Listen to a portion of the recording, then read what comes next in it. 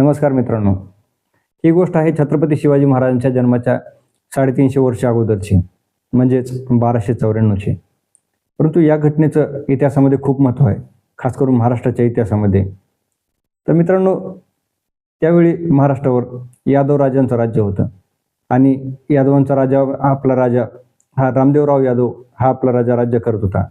प्रजा सुखसमाधानात होती, सर्व संतांना मान सन्मान होता, देवांना खूप मान होता आणि सर्व काही चांगल्या गोष्टी चालू होत्या. परंतु याच वेळी एक गोष्ट घडली. त्यावेळी दिल्लीमध्ये एक सुलतान राज्य करत होता आणि तो सुलतान होता जलालुद्दीन खिलजी. आणि त्या जलालुद्दीन खिलजीचा एक पुतण्या होता, त्याचं नाव होतं अलाउद्दीन खिलजी. हा अलाउद्दीन खिलजी जलालुद्दीनचा पुतण्या पण होता आणि तो त्याचा जावई पण होता. आणि ह्या अलाउद्दीन खिलजीची नजर होती देवगिरीवर, जी यादव राजांची राजधानी होती. तर या देवगिरीबद्दलचे जी श्रीमंती होती, त्या श्रीमंतीच्या खूप गोष्टी या अलाउद्दीन खिलजीच्या कानापर्यंत पोहोचल्या होत्या.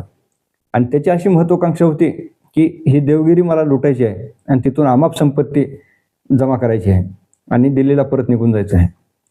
पण ही गोष्ट राजा रामदेवराव यादवांना माहिती नव्हती. आणि एके दिवशी अलाउद्दीन खिलजीने ठरवलं आणि अलाउद्दीन खिलजीने देवगिरीवर आक्रमण करायचं ठरवलं आणि अलाउद्दीन खिलजी दिल्लीवरून निघाला. तो बुंदेलखंडला आला. बुंदेलखंडावरून अचलपूरला आला. अचलपूर म्हणजे आजच्या महाराष्ट्रामधील अमरावती जिल्ह्याच्या जवळचं अचलपूर. परंतु मित्रांनो, आपला राजा जर बेसावध असेल, आपलं सैन्य जर बेसावध असेल, तर त्याचे किती दूरगामी परिणाम होतात बघा. रामदेवराव यादवांना माहीत नव्हतं की शत्रू आपल्या राज्याच्या मध्ये आलाय. तो जवळपास 200-300 किलोमीटर आतमध्ये आला होता. रामदेवराव यादवांच्या राज्यामध्ये 200-300 किलोमीटर आतमध्ये आला होता. परंतु याची खबर नव्हती, आपल्या हेरांना खबर नव्हती, सैन्याला खबर नव्हती. आणि अलाउद्दीन खिलजीकडे काही खूप जास्त सैन्य नव्हतं. त्याच्याकडे फक्त सैन्य होतं की 8,000चं सैन्य होतं. परंतु त्याने शेरांमार्फत बातम्या पेरायला सुरुवात केली की 1,00,000चं सैन्य मी घेऊन येतोय आणि ती सैन्य दिल्लीवरून घेऊन येतोय, 1,00,000चं सैन्य येतंय, माझ्या मागून सैन्य येतंय. अशा बातम्या त्यानं हेरांमार्फत पसरवल्या. पण तो सैन्य घेऊन येत होता अचलपूरला आला. अचलपूरवरून तो देवगिरीच्या किल्ल्याच्या जवळ आला. देवगिरीच्या किल्ल्याच्या जवळ आल्यावर रामदेवराव यादवांना ही गोष्ट कळली की अलाउद्दीन खिलजी सैन्य घेऊन येत आहे, खूप मोठं सैन्य घेऊन येत आहे. तर त्यावेळी प्रॉब्लेम असा झाला होता की देवगिरीच्या आपला जो सेनापती होता, जो राजा होता रामदेवराव यादव, यांचा एक सेनापती होता. तो सेनापती कोण होता, तर त्यांचा मुलगाच होता. त्याचं नाव होतं शंकरदेव यादव. त्या शंकरदेव यादव हा खूप कर्तबगार माणूस होता. परंतु तो होता राजधानीच्या बाहेर होता त्या दिवशी सैन्यासहित. आणि सैन्य पण आपलं खूप सारं सैन्य बाहेर होतं. आणि पंतप्रधान होते, हेमाद्री नावाचे पंतप्रधान होते आपले देवगिरीचे. मग हे सैन्य देवगिरीच्या जवळ तर आला आता सैन्य. राजानं काय केलं की आपलं जे काही 4,000चं सैन्य होतं किल्ल्यामध्ये, ते सैन्य बाहेर काढलं आणि लढायला सुरुवात केली या अलाउद्दीन खिलजीच्या सैन्यासोबत. परंतु रामदेवराव यादवांचा खूप सपाटून पराभव झाला याच्यामध्ये आणि रामदेवराव यादवांना पळून किल्ल्यामध्ये परत रिटर्न यावं लागलं. रिटर्न आल्याच्यानंतर किल्ल्यामध्ये आल्यानंतर अलाउद्दीन खिलजीने देवगिरीच्या किल्ल्याला पूर्णपणे वेढा घातला. आपल्या सैन्याचा जे काही त्यांचे 8,000चे जे सैन्य होतं, पूर्ण वेढा घातला किल्ल्याला. पण रामदेवराव यादवांना एक माहित होतं मित्रांनो, अलाउद्दीन खिलजीला किल्ल्यात शिरणं देवगिरीचा किल्ला म्हणजे आजही जर तुम्ही बघितला असेल किल्ला, तर तो खूप बेलाग आहे, खूप असा टफ आहे चढायला. जमिनीवरती आहे परंतु त्याचा बेलागपणा तुम्हाला लक्षात येईल. तर हा किल्ला अलाउद्दीन खिलजीच्या सैन्याला किल्ल्यामध्ये शिरणं किती अवघड होतं, याचं एक अप्रतिम उदाहरण वाक्य बाबासाहेब पुरंदरेंनी लिहून ठेवलेलं आहे. बाबासाहेब असं म्हणतात की अलाउद्दीन खिलजीच्या सैन्याला देवगिरीच्या किल्ल्यात शिरणं इतकं अवघड होतं, जितकं रावणाला आपल्या सीतामातेच्या हृदयामध्ये शिरणं अवघड होतं. परंतु इथं घात झाला.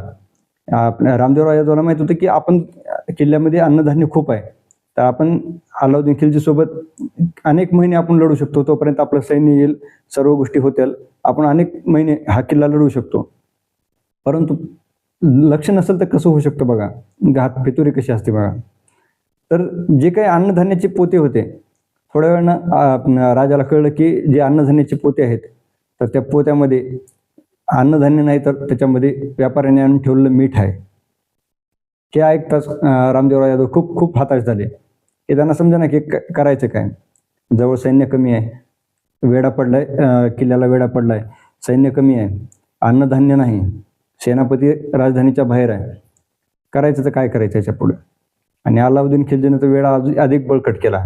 आणि मेन म्हणजे त्यानं हेरांमार्फत ज्या बातम्या पोहोचवल्या होत्या रामदेवराव यादव यांच्या कानापर्यंत की 1,00,000चं सैन्य माझं पाठीमागून येत आहे, तर रामदेवराव यादव खूप विवश झाले आणि त्यांनी शरणागती पत्करली. आणि त्यांनी एक प्रस्ताव पाठवला खिलजीकडे की मी तुम्हाला जे काही तुमची खंडणी आहे ती द्यायला तयार आहे. तर आणि अमाप संपत्ती आणि मौल्यवान दागदागिने वगैरे अमाप संपत्ती ही रामदेवराव यादवांनी स्वतः अलाउद्दीन खिलजीकडे दिली. ही महाराष्ट्राची पहिली शरणागती होती.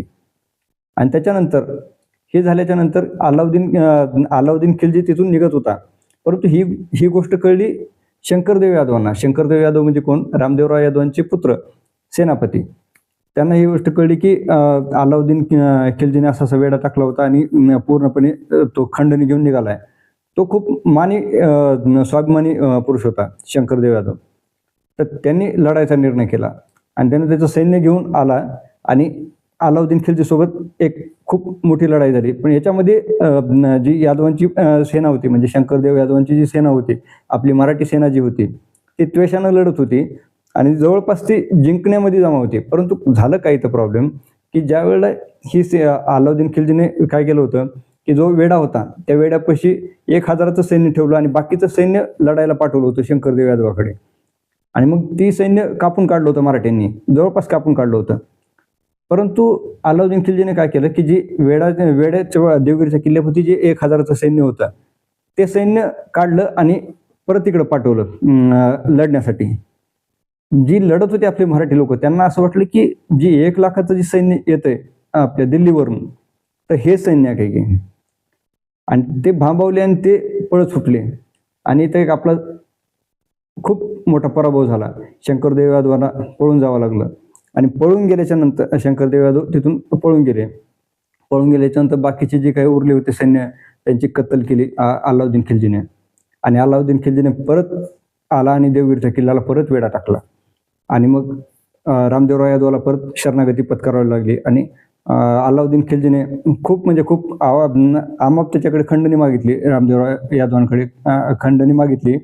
आणि मेन म्हणजे जाताना एक बघा कसं असतं, महाराष्ट्राची आपली राजकन्या तिला सोबत घेऊन तो निघून गेला आणि त्यानं सांगितलं की दरवर्षी मला खंडणी आली पाहिजे दिल्लीला आणि जो काही माझा खर्च झाला या लढाईचा तो सुद्धा तुमच्याच परगण्यातून मला मिळाला पाहिजे. आणि रामदेवराव यादवचा विवश होता, त्याला विवश व्हावं लागलं आणि त्यानं सगळ्या अटी मान्य केल्या. हा महाराष्ट्राचा खूप मोठा पराभव होता. ही झाली अलाउद्दीन खिलजीची पहिली स्वारी. त्याच्यानंतर अलाउद्दीन खिलजी दिल्लीला निघून गेला. दिल्लीला गेल्याच्या नंतर ही घटना होती 1294ची. आता त्याच्यानंतर 1307मध्ये अलाउद्दीन खिलजीने आपला एक सेनापती पाठवला देवगिरीच्या किल्ल्यावरती आक्रमण करायला. तर तो का पाठवला? तर शंकरदेव यादव म्हणजेच आपल्या रामदेवराव यादवांचा मुलगा याने काय केलं होतं, 3 वर्ष खंडणीच पाठवली नव्हती दिल्लीला. तर त्यामुळं तो खूप चिडला होता अलाउद्दीन खिलजी आणि त्याने काय केलं की परत मलिक काफूर नावाचा एक सेनापती होता त्याला पाठवलं आणि सांगितलं की आक्रमण कर देवगिरीवरती आणि जी काही संपत्ती असेल ती सगळी लुटून घेऊन ये. आणि मलिक काफूर सैन्य घेऊन आला, जवळपास 30,000चं सैन्य घेऊन तो आला आणि त्याने आक्रमण केलं देवगिरीच्या किल्ल्यावरती. जेवढं काही लुटता येईल त्याने तेवढं लुटलं. आणि मेन म्हणजे रामदेवराव यादव हाच आपला जो राजा होता त्यालाच तो कैद केला आणि त्याला घेऊन तो दिल्लीला गेला. त्याने नंतर रामदेवराव यादवांना एक 6 महिन्यामध्ये सोडून दिलं त्यांनी, मानसन्मान वगैरे पण सोडून दिलं त्यांना. परंतु हे शंकरदेवाला पटत नव्हतं. शंकरदेवाचा जरी पराभव होत असला तरी तो खूप कर्तबगार माणूस होता आणि त्याला ह्या गोष्टी हे अलाउद्दीन खिलजीचं जे मांडलिकत्व पत्करलं होतं तर ते त्याला आवडत नव्हतं. मग ही गोष्ट झाली 1307ची. आणि काय झालं, 1309मध्ये 2 वर्षानंतर रामदेवराव यादवांचं निधन झालं. ही दुसरी स्वारी झाली होती. 1309मध्ये रामदेवराव यादवांचं निधन झालं आणि मग गादीवर आले शंकरदेव यादव, राजा बनले. आणि त्यांनी ही जी मांडलिकत्व जे पत्करलेलं होतं ते पूर्णपणे धुडकावून लागलं की मांडलिकत्व आम्हाला मान्य नाही. आणि त्यांनी खंडणी पाठवायची बंद केली, दिल्लीला खंडणी पाठवायची बंद केली. आणि मग काहीच नाही, खंडणी नाही, काही नाही. की मग 3 वर्षानंतर परत अलाउद्दीन खिलजीने मलिक काफूरला म्हणला की आता ह्यांचं खूप जास्त होतंय, तू एक काम कर, तू तिकडे जा आणि जेवढं काही तुला नष्ट करता येईल ते सगळं नष्ट कर. तू तिथेच एक मशीद बांध, देवगिरीचं राज्य नष्ट कर यादवांचं, तू तिथे एक मशीद बांध आणि तू आपल्या धर्माचा प्रसार कर, तू तिथेच राहा. आणि मग मलिक काफूर परत आला आणि परत युद्ध झालं, घनघोर युद्ध झालं आणि त्याच्यामध्ये सुद्धा परत आपल्या शंकरदेव यादवांचा पुन्हा पराभव झाला. हा तिसरा पराभव होता. तिसरी स्वारी होती अलाउद्दीन खिलजीच्या सैन्याची आपल्या महाराष्ट्रावर. आणि पराभव झाल्याच्या नंतर त्याच्यानंतर हे झालं की शंकरदेव यादवांचा तर पराभव झाला आणि शंकरदेव यादव ठार झाला त्या लढाईमध्ये. मलिक काफूरने त्याला ठार केलं 1309 मध्ये आणि पूर्णपणे त्यानं हातात घेतला, देवगिरीचा किल्ला हातात घेतला सैन्याने त्या. आणि सैन्याने हातात घेतल्याच्यानंतर तिथे त्यांनी आपले निशाण लावले, सगळ्या गोष्टी केल्या आणि राज्य करायला सुरुवात केली. पण मलिक काफूर काय केला की त्याने आपलं थोडंसं सुलतानी जे सैन्य होतं ते तिथं देवगिरीच्या किल्ल्यात आसपास ठेवलं आणि तो स्वतः दिल्लीला निघून गेला. ही गोष्ट झाली 1309 मध्ये, म्हणजे तिसरी स्वारी होती. आता मित्रांनो, शंकरदेव यादव पण ठार झाले होते, रामदेवराव यादव अगोदर मरण पावले होते. आता पुढं काय झालं तर त्याच्यानंतर एक बंड झालं, शेवटचं बंड झालं मित्रांनो, स्वराज्य वाचवण्यासाठी, महाराष्ट्र वाचवण्यासाठी, यादवांचं राज्य वाचवण्यासाठी एक शेवटचं बंड झालं. आणि ते बंड कोण केलं तर राजा रामदेवराव जे होते त्यांचा एक जावई होता, त्याचं नाव होतं हरपाल देव. यांनी एक शेवटचं बंड केलं आणि ते बंड केल्याच्या नंतर त्यांनी काय केलं की आपल्यासोबत काही आपले लोक जमा करायला सुरुवात केली आणि हजारो तलवारी उपसल्या. आणि ही जी सुलतानी फौज, जी पठाणी फौज जी ठेवली होती मलिक काफूरनं पाठीमागे देवगिरीच्या किल्ल्यामध्ये, ती पूर्णपणे त्याने जवळपास कापून काढली त्याने. आणि जे काही उरले सुरले सुलतान होते ते तिथून निघून गेले, पुढे गेले, दिल्लीला गेले. आणि त्यावेळी अलाउद्दीन खिलजी मरण पावला होता आणि त्याचा मुलगा गादीवर आला होता, त्याचं नाव होतं कुतुबुद्दीन. ही गोष्ट 1318ची आहे. तर त्याचा मुलगा आला होता कुतुबुद्दीन. तर ही गोष्ट कळल्यानंतर तो खूप संतापला आणि त्यानं आपला मोर्चा वळवला देवगिरीकडे. आणि तो परत खूप सैन्य घेऊन देवगिरीकडे आला आणि देवगिरीवरती आक्रमण केलं. घनघोर एक युद्ध झालं, परत एक युद्ध. हरपाल देवांना जेवढा प्रतिकार करता येईल तेवढा प्रतिकार केला आणि शेवटी हरपाल देव हा जिवंत सापडला कुतुबुद्दीनच्या ताब्यामध्ये. आता हे जे सुलतानी जे लोक होते, सुलतानी असोत किंवा नंतर आलेले मोगल असोत, तर हे भावाचे डोळे काढणे आणि बापाला ठार मारणे हे तर त्यांच्या डाव्या हाताचा खेळ होता. तर आपल्या लोकांची जर ती इतकं वागत असतील, आपल्या घरच्या लोकांसोबत जर ती इतक्या क्रूरतेने वागत असतील, तर तुम्ही विचार करा की ते त्यांच्या शत्रूसोबत कशी वागत असतील. तर ज्यावेळेला हरपाल देव यादव की त्यांच्या ताब्यात आले, कुतुबुद्दीनच्या ताब्यात आले, त्यावेळी हरपाल देव यादवांची कातडी सोलून काढण्यात आली. आणि आज जो देवगिरीचा किल्ला आहे, त्या देवगिरीच्या किल्ल्याच्या प्रवेशद्वारावरती ती लटकवण्यात आली की बघा आम्ही काय करू शकतो, आमच्या विरोधात जर तुम्ही बंड पुकारलं तर आम्ही सुलतान तुमचं काय करू शकतो. तर ते कातडी काढून देवगिरीच्या किल्ल्यावर लटकवण्यात आली. आणि हा शेवटचा प्रयत्न होता स्वातंत्र्य वाचवण्यासाठी जो झालेला होता तो. आणि मित्रांनो, इथून एक खरं तर काळ रात्र म्हणता येणार नाही, त्याला काळयुग म्हणावं लागेल. कारण ते काळयुग होतं 350 वर्षाचं, ते काळयुग सुरू झालं इथून. आणि 350 वर्ष महाराष्ट्राची लचके तोडायला सुरुवात झाली. कोणीही यायचं, सुलतान यायचे, तुघलक यायचे, मोगल यायचे, आदिलशाह असायचे, निजामशाह, प्रत्येकानं जसं वाटेल तसं महाराष्ट्राची लचके तोडायला सुरुवात केली. बायकांवरती अत्याचार असतील, त्याचे बलात्कार असतील, नाककान कापणं असतील, त्यांना स्लेव्ह मार्केटमध्ये विकणं, गुलाम बनवणं, या सगळ्या गोष्टी म्हणजे अन्याय अत्याचार इतके वाढीस लागले की पैठणमध्ये एक आरोळी दिली आपल्या संत एकनाथांनी की दार उघड बये दार उघड. हे जे अन्याय अत्याचार जे आहेत ते बघवत नव्हते, म्हणजे इतक्या विकोपाला पोचले होते. मंदिरं पाडली जाऊ लागली, संत वगैरे मारले जाऊ लागले, काही ठेवलं नाही. जी म्हणतात ना की मोगली कारभार, सुलतानी कारभार, हे सुलतान हे यमापेक्षा सुद्धा भयंकर होते. यांचे एक एक जर आपण जाच बघितलं तर अंगावरती शहारे उभे राहतील की कसं त्यांनी लोकांना मारलं आहे. तर ही अन्याय अत्याचार इतके खूप विकोपाला पोचले. आणि त्यानंतर जेव्हा संत एकनाथांनी आरोळी ठोकली की दार उघड बये दार उघड, हे आता हे अन्याय आम्हाला आमच्या डोळ्यानंतर पाहत नाहीत.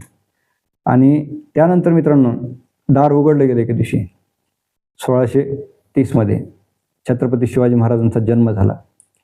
आणि त्यानंतर माँसाहेब जिजाऊंनी, शहाजीराजांनी त्यांच्यावरती जे संस्कार केले आणि त्यातून जे स्वराज्य निर्माण केलं छत्रपती शिवाजी महाराजांनी, आणि त्यामुळे जेवढं होईल तेवढं हे अन्याय अत्याचार पूर्णपणे कमी करण्याचा प्रयत्न केला गेला आणि अन्याय अत्याचार कमी झाले पूर्णपणे. त्यामुळं छत्रपती शिवाजी महाराजांना आपण इतकं मानतो मित्रांनो. तर आजची गोष्ट सांगण्याच्या पलीकडे माझे एक तात्पर्य मला आज सांगायचं आहे की ही गोष्ट का झाली. यादवांचं राज्य काही लेचपिचं नव्हतं. यादवांचं राज्य म्हणजे खूप मोठं होतं आणि खूप सामर्थ्यशाली पण होतं. परंतु हे झालं काय, ह्याचं जर ॲनालिसिस करायचं झालं आपण, तर ज्यावेळेला दंडसत्ता आणि विवेकसत्ता, दंडसत्ता म्हणजे राज्यकर्ते आणि विवेकसत्ता म्हणजे आपली तुमच्या राज्यामधले ज्ञानी लोक, चांगले लोक, हे ज्यावेळेला गाफील असतात ना, त्यावेळेला भले भले राज्य हे पतन पावतात, डिक्लाईन होतात, लयास जातात ते राज्य. हे का झालं हे असं, तर खैबर खिंडीतून दिल्लीवरती अनेक वर्ष आक्रमण येत होतं, खूप वर्ष आक्रमण होत होते. तर ह्या गोष्टी आपले संत, आपल्या जे संत होते महाराष्ट्राचे, यांनी सुद्धा उत्तरेमध्ये काही यात्रा केलेल्या होत्या. तर त्यांनाही माहिती होते ह्या गोष्टी की तिकडं काय प्रकारचा अत्याचार चालू आहे. तर या गोष्टी आपल्या राजांना कळल्या नाहीत काही, ते आपल्या हेरांमार्फत ह्या गोष्टी आल्या नाहीत काही ते, आणि जर आल्या तर त्याचा बंदोबस्त झाला नाही.